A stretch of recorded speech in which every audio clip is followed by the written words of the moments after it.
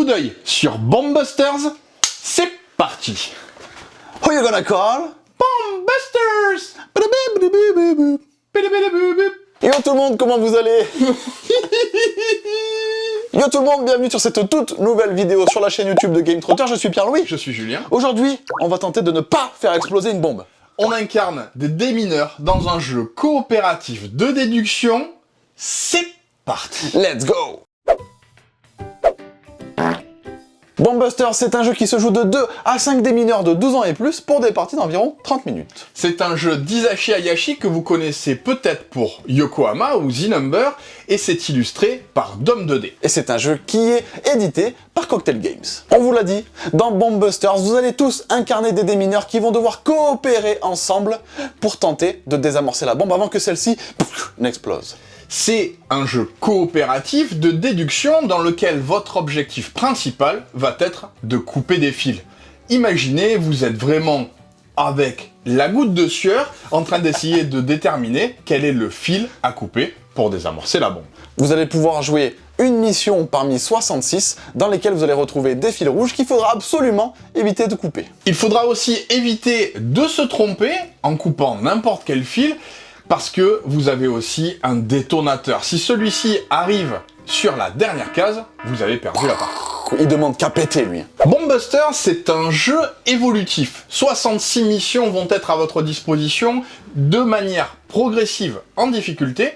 Pour ne pas vous spoiler, nous avons décidé de vous présenter la 4. C'est comme si vous aviez le jeu dans son plus simple appareil. C'est un peu le didacticiel avec lequel vous allez pouvoir apprendre les rouages du jeu. Donc la première chose à faire, ça va être de sélectionner une mission, celle que vous avez choisi de réaliser. Vous allez disposer sur le plateau un nombre de cartes équipement équivalent au nombre de joueurs et positionner l'aiguille du détonateur sur ce même nombre de joueurs. Il ne faudra pas oublier de distribuer une carte personnage à chaque joueur, dont une de ces cartes est la carte du capitaine. Vous allez également déposer tous les jetons information ainsi que les jetons validation dans leurs endroits respectifs. Vous pouvez remarquer que des fils bleus, il y en a de 1 à 12 et tous sont en 4 exemplaires.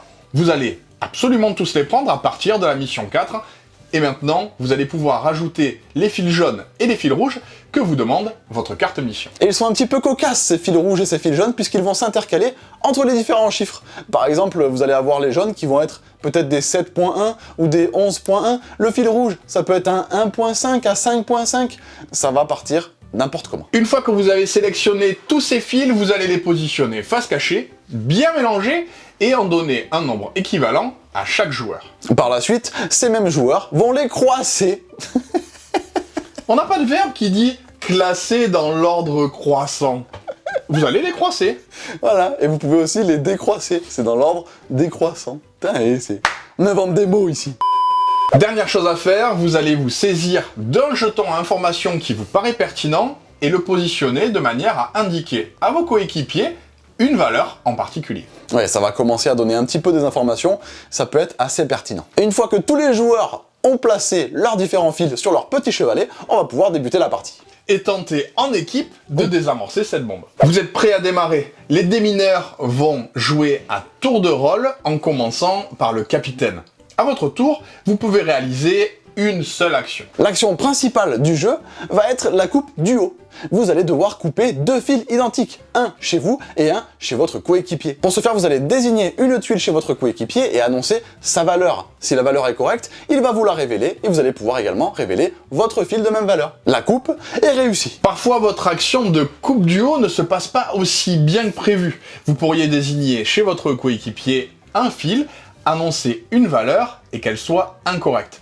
Dans ce cas-là, votre coéquipier va récupérer un jeton information et vous dire précisément quelle était la valeur désignée. Et vous allez malheureusement avancer d'un cran sur le détonateur, ce qui veut dire un peu plus près de la bombe. Vous allez très vite vous rendre compte que cette coupe duo, elle va vous donner un maximum d'informations. Parce que vous allez révéler chez vous et chez vos coéquipiers vos différents fils. Et donc vous allez commencer à comprendre et à déduire quelle valeur se trouve où. Il existe une action que vous allez pouvoir réaliser, mais de manière moins courante, c'est la coupe solo. Une première condition, c'est qu'il y ait déjà 2 fils de révélés de cette valeur. Si vous possédez les 2 autres fils, c'est-à-dire ceux qu'il reste, vous allez pouvoir les révéler en solo. Et dans ce cas-là, positionnez un jeton validation sur la valeur que vous venez de compléter. Vous pourriez aussi le faire, mais dans un cas extrêmement plus chanceux, si vous aviez les 4 fils en votre possession. Vous allez pouvoir les révéler en même temps en solo. Paf, j'ai les 4. Au suivant. La partie va continuer ainsi. Chaque joueur va jouer et couper des fils chez lui et chez ses coéquipiers, jusqu'à ce qu'il n'y ait plus aucun fil chez les joueurs, sauf bien évidemment le fil rouge. Le fil rouge que vous avez essayé d'éviter durant toute la partie en donnant des informations à vos coéquipiers, en essayant d'en récupérer un gros travail de déduction.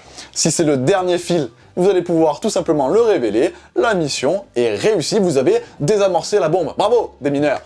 Il ne vous reste plus qu'à passer à la mission suivante et les enchaîner avec plaisir. Revenir en arrière est aussi possible puisqu'elles sont complètement rejouables, vous n'avez pas de problème à ce niveau-là. Revenons d'ailleurs sur cet aspect évolutif du jeu qui est totalement fou. Vous avez vraiment l'impression de vous former en tant que démineur et de prendre de l'expérience au fur et à mesure des missions. Vraiment, les premières missions de 1 jusqu'à 8 sont là pour vous faire le tutoriel et vous permettre vraiment de rentrer dans la suite de la partie. La 8e mission du jeu est l'examen final pour devenir un Bomb Buster. Et à partir de cette mission 8, lorsque vous allez passer à la 9, vous allez commencer à ouvrir des petites boîtes qui se trouvent dans la boîte du jeu et qui va rajouter des nouvelles cartes, des nouveaux éléments de jeu. On vous en dira pas plus, mais il y a une multitude de surprises dans ce jeu, c'est assez incroyable. On peut quand même vous dire qu'il y a des missions sonores, c'est indiqué au dos de la boîte. On vous spoil pas les amis, on vous spoil pas. Calm down! Mais ce qui est assez incroyable, c'est que vous allez vivre plein d'aventures aussi folles les unes que les autres. Ne vous arrêtez pas sur les premières missions du jeu et allez jusqu'au bout de la boîte parce que vous n'êtes pas au bout de vos surprises. Oh là là, incroyable cette phrase! Bomb Buster, c'est un jeu coopératif de déduction. Ce qui peut vous faire peur et nous faire peur aussi à nous, pour un jeu coopératif, c'est l'effet leader. Il n'y en a pas du tout dans celui-ci, puisque vous partagez des informations assez limité. Vous ne pouvez pas discuter durant la partie et vous allez déduire un maximum de choses qui vous permettront de réaliser votre tour tout seul. C'est un gros aspect qui est assez important et très cool dans Bomb Buster, c'est justement cette communication limitée. Vous allez voir que ça va vous triturer un petit peu les ménages. Le fait que le jeu soit organisé avec un système de missions évolutives lui donne un énorme renouvellement, puisque finalement, c'est comme si vous aviez 66 parties à votre disposition. Ouais, c'est clair, vous avez l'impression qu'à chaque ouverture de boîte, vous redécouvrez un autre arc et un autre type de jeu. C'est vraiment très sympa à découvrir. Rien ne vous empêche de les rejouer, il y aura peut-être moins l'effet de surprise, mais vous avez forcément des mécaniques que vous allez bien aimer durant telle ou telle mission. Oui, parce que soyons clairs, vous allez perdre un sacré paquet de fois avant de réussir certaines missions. Il y en a qui sont top of the pop de la difficulté. Nous avons principalement joué le jeu à 2 joueurs. Il est recommandé sur BGG à 4 joueurs, puisque vous auriez un maximum de dilution sur les informations.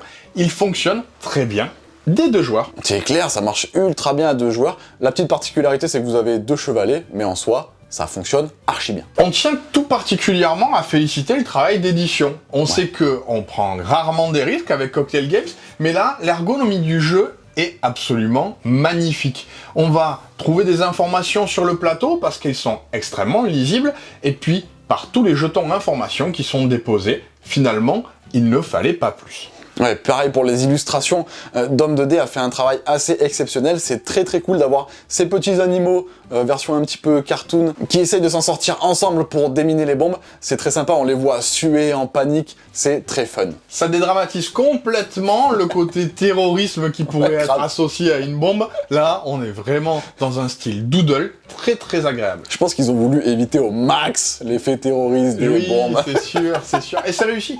Oui, totalement. Quand on voit la version de base qui est sortie en Asie, on voit que le travail a été colossal. Nous avons particulièrement apprécié le fait qu'il y ait des petites références un petit peu partout, cachées ou moins cachées à l'intérieur de la boîte. Vous voyez la première, les Bomb Busters qui sont les Ghostbusters. Vous allez aussi découvrir des petits univers avec humour, et ça, on apprécie particulièrement. Oh ouais, on peut souligner l'humour, il est incroyable. Le jeu est super drôle. De notre point de vue, c'est un carton plein, on ne peut que vous encourager à le découvrir et à y jouer. Vraiment, vous allez prendre énormément de plaisir. Une explosion de saveurs. Une bombe, un jeu super canon. Wow, dis donc toi. On espère que cette vidéo sur Bombbusters vous aura plu. N'hésitez pas à la liker, à la partager. N'hésitez pas à nous mettre un petit commentaire pour savoir si vous avez pu jouer au jeu. En attendant, nous on se retrouve très prochainement pour une nouvelle vidéo. Et bien évidemment, D'ici là, jouez bien. jouez malin. Ciao!